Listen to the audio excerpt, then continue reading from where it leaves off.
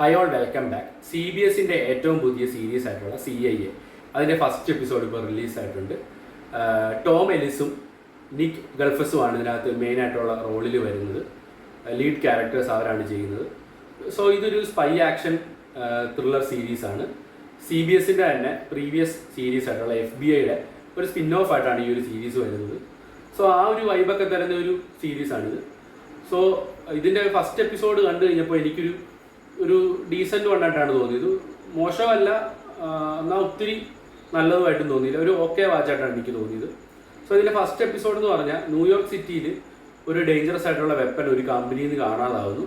ശേഷം അത് അന്വേഷിക്കാൻ വേണ്ടി കോളിൻ എന്ന് പറഞ്ഞൊരു CIA ഏജൻറ്റും ബില്ല് എന്ന് പറഞ്ഞൊരു FBI ഏജൻറ്റും ഒരുമിച്ച് ടീമായിട്ട് ഇത് കണ്ടുപിടിക്കാൻ പോകുന്നു. ഇതാണ് ഈ ഫസ്റ്റ് എപ്പിസോഡിൽ കാണിക്കുന്നത്.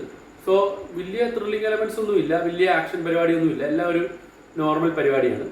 സോ ഇതിനെ എന്താണ് കൂടുതൽ ഇൻട്രസ്റ്റിംഗ് ആക്കുന്നതെന്ന് വെച്ചാൽ ഈ രണ്ട് ക്യാരക്ടേഴ്സ്, അതായത് ഈ FBI ഏജൻറ്റും CIA ഏജൻറ്റും, ഇവർ രണ്ടുപേരും രണ്ട് ടൈപ്പ് ഓഫ് ആൾക്കാരാണ്. ഒരാളൊരു റൂളൊക്കെ ഫോളോ ചെയ്യാതെ നടക്കുന്ന ഒരു കൈൻഡ് ഓഫ് ക്യാരക്ടറും മറ്റേ ആളൊരു സ്ട്രിക്റ്റ് ആയിട്ടുള്ള എല്ലാം ലോ ഒക്കെ ഫോളോ ചെയ്ത് നടക്കുന്ന ഒരു ക്യാരക്ടറും. സോ ഈ ഒരു CIA ഏജൻ്റായിട്ടാണ് ടോം എലിസ് വരുന്നത്, FBI ഏജൻ്റായിട്ട് നിക് ഗൾഫസുമാണ് വരുന്നത്. സോ ഈ രണ്ട് ക്യാരക്ടേഴ്സിൻ്റെ ഇടയിലുള്ള ഒരു ഈഗോയും ഒരു കോമ്പറ്റീഷനും അതൊക്കെയാണ് ഫസ്റ്റ് എപ്പിസോഡിനെ കുറച്ചെങ്കിലും ഒരു ഇൻട്രസ്റ്റ് ആക്കി വെച്ചത്.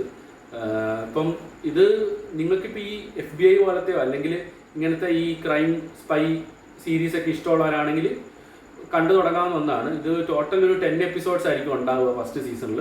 അത് വീക്കിലി ആയിരിക്കും റിലീസാകുന്നത്. ഇപ്പോൾ ഫസ്റ്റ് എപ്പിസോഡ് മാത്രമേ റിലീസായിട്ടുള്ളൂ. പിന്നെ ഇതിൻ്റെ ഇനി മുന്നോട്ട് പോകുന്ന എപ്പിസോഡ്സിലോട്ട് ഈ രണ്ട് ക്യാരക്ടേഴ്സ് തമ്മിലുള്ള ഒരു ഫ്രണ്ട്ഷിപ്പും അവർ തമ്മിലുള്ള ഒരു ബോണ്ടിങ്ങും കാര്യങ്ങളൊക്കെ ആയിരിക്കും കൂടുതലായിട്ട് കാണിക്കുക. പിന്നെ മറ്റു തരത്തിലുള്ള കേസുകളും കാര്യങ്ങളൊക്കെ വരുന്നതും അങ്ങനെയുള്ള കാര്യങ്ങളൊക്കെ ആയിരിക്കും ഇതിൻ്റെ അടുത്ത എപ്പിസോഡുകളിൽ കാണിക്കുക.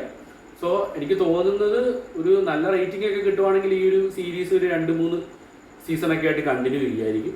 സോ നിങ്ങൾ ഈ ഒരു സീരീസ് കണ്ടെങ്കിൽ നിങ്ങളുടെ അഭിപ്രായം തീർച്ചയായിട്ടും കമൻറ്റ് ചെയ്യുക. ഞാൻ നേരത്തെ പറഞ്ഞ പോലെ ഈ സ്പൈ ആക്ഷൻ സീരീസൊക്കെ ഇഷ്ടമുള്ളവരാണെങ്കിൽ നിങ്ങൾക്ക് താല്പര്യം ഉണ്ടെങ്കിൽ ഇത് കണ്ടു നോക്കാം. സോ ഈ ഒരു സീരീസിൻ്റെ ലിങ്ക് വേണമെങ്കിൽ കമൻറ്റ് ബോക്സിൽ ലിങ്ക് കമൻറ്റ് ചെയ്താൽ മതി. സോ നെക്സ്റ്റ് വീഡിയോയിൽ കാണുന്നവരെ ബൈ.